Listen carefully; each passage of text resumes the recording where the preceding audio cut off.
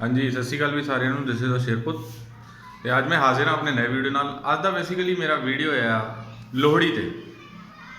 Happy Lohri to everyone. सबसे पहले happy Lohri, Pongal और मकर संक्रांति की बहुत बहुत शुभकामनाएं सभी को, मेरे जितने भी व्यूअर्स हैं पूरे वर्ल्ड में। और मैं आज थोड़ा बताना चाहता हूँ कि लोहड़ी की इम्पोर्टेंस या उसकी वो क्यों ऐसे त्यौहार मनाया जाता है, उसके पीछे क्या कहानी है। लोहड़ी का जो त्यौहार है, लोहड़ी का त्यौहार बेसिकली बनाया जाता है,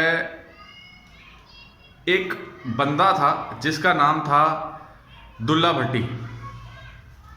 दुल्ला भट्टी कह लो, ये उसका पूरा नाम था अब्दुल्ला भट्टी, जिसका जन्म पाकिस्तान पंजाब में पिंडी भटिया में हुआ था। और ये कहावत फेमस है कि वो बंदा मुगलों से लड़कियां छुड़ा छुड़ा के लाता था, मुगलों के खिलाफ लड़ता था, जो उनकी गलत नीतियां थी उनके खिलाफ लड़ता था। जैसे अपने जग्गा थे, जियोना मोड़ थे पंजाब में, ठीक है, तो लैंदे पंजाब दे वल दुल्ला भट्टी सी, ते अपने चढ़ते पंजाब दे वल जग्गा टाकू, जिन्होंने जगजीत सिंह सिद्धू भी कहते हैं, ते जियोना मोड़। मतलब सरकार दी गलत नीतियां दे खिलाफ जिहड़ा लड़िया, उस टाइम राजा हुंदा सी बादशाह अकबर हिंदुस्तान दा, ते ओदे पिताजी जिनका नाम था फरीद, उसके पिताजी का नाम था फरीद और उसके दादाजी का नाम था संदल। तो ये बताया जाता है कि जब अकबर ने कृषि से रिलेटेड या कुछ ऐसे, वो जमींदार फैमिली से था, ज़मीन पे ऐसे कुछ कर लगाए, और आप कह सकते हो कि खेती बाड़ी पे ऐसे कर लगाए, ज़मीन पे ऐसे कर लगाए, तो उन्हें इस चीज़ का बहुत बुरा लगा। वही चीज़ है, ये कहीं ना कहीं आप रिलेट कर सकते हो अपने आज के किसान आंदोलन से, कि ये लड़ाई 2020 की नहीं है, ये लड़ाई सदियों से चल रही है, 500-600 सालों, जब से ह्यूमन सिविलाइजेशन या देखो इंसानी सभ्यता इस दुनिया में आई। तो उसके दादाजी और उसके पिताजी फरीद और उसके जो दादाजी थे, वो मुग़ल सल्तनत के ख़िलाफ़ संघर्ष करते हुए शहीद हो गए, क्योंकि उनकी गलत नीतियाँ थी। फिर ये डोर संभाली अब्दुल्ला भट्टी ने। अब्दुल्ला भट्टी लड़ता रहा, मुग़ल जहाँ जहाँ गलत काम करते थे, लड़कियाँ ले जाते थे, वो लेके आता था, छुड़ाता था। उनकी जो माताजी थी उनका नाम था लाडी।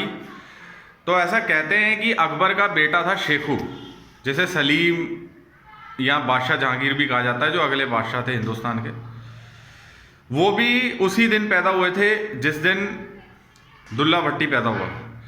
तो किसी बाबा ने अकबर को कहा कि ये बादशाह तभी बनेगा, बादशाह जहांगीर सलीम शेखू, जब तक इसका जो पालन पोषण है, इसका जो कह सकते हो रख रखाव, वो कोई राजपूत औरत ना करे। तो लाडी उनकी माताजी का नाम था, दुल्ला भट्टी जी की। उन्होंने फिर एज अ अकबर के दरबार में एज अ, आप कह सकते हो कि एज बेबी सीटर या एज अ जनरस दाइमा काम किया, और शेखू को उसको रेज किया और उसको उसकी तालीम करी, उसका अपब्रिंगिंग करी, फिर वो बाद में बादशाह बना। क्योंकि आपको पता है अकबर की एक रानी जोधाबाई, उन्हीं का ही बेटा था वैसे आपका शेखू सलीम।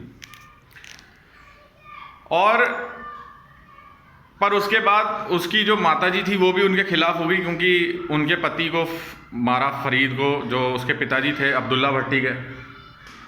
तो ये धीरे धीरे एक पंजाब के अंदर एक लहर बन गई कि भाई गलत नीतियों के खिलाफ लड़ाई तो हुई। मैं आपको एक चीज़ बता देना चाहता हूँ कि अब्दुल्ला भट्टी एक मुस्लिम राजपूत थे। ये वही मुस्लिम राजपूत क्लेन है जो राय बुलार भट्टी की हवेली में गुरु नानक साहब पैदा हुए थे, आपके ननकाना साहिब में। उस समय उनका नाम था राय बुलार भट्टी, और वो कालू जी मेहता जी के पैदा हुए थे। तो ये वही क्लेन है, ये वही मुस्लिम राजपूत क्लेन है, ये वही मुस्लिम राजपूत वंशावली है। तो भाइयों, जब ये आता था लड़कियां छुड़ा के और सारा कुछ करता था, तो फिर सारे बंदे सेलिब्रेट करते थे, आग के आसपास इंजॉय करते थे भाई। वो फिर एक वो बना गाना भी बना हुआ है, दुल्ले दी ती भाई दुल्ले दा, ये वो मतलब उसको प्रेज करते थे, दुल्ले को गले से लगाते थे, उसको प्रेज करते। फिर अकबर ने ये सब देखते हुए उसे शहीद करवा दिया था 1599 में। तो मैं इससे एक मैसेज हमें ये मिलता है कि देखो, गलत नीतियों के खिलाफ हमेशा से जंग जारी रही है, आज भी जारी है।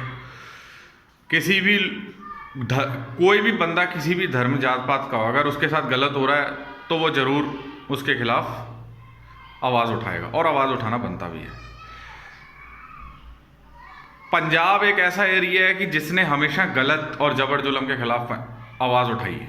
पंजाब किसी का गुलाम नहीं, पंजाब किसी सरकारों का गुलाम नहीं, किसी सरकारों का मोहताज नहीं, फिर वो चाहे पुराना ज़माना हो तो या आज का ज़माना हो।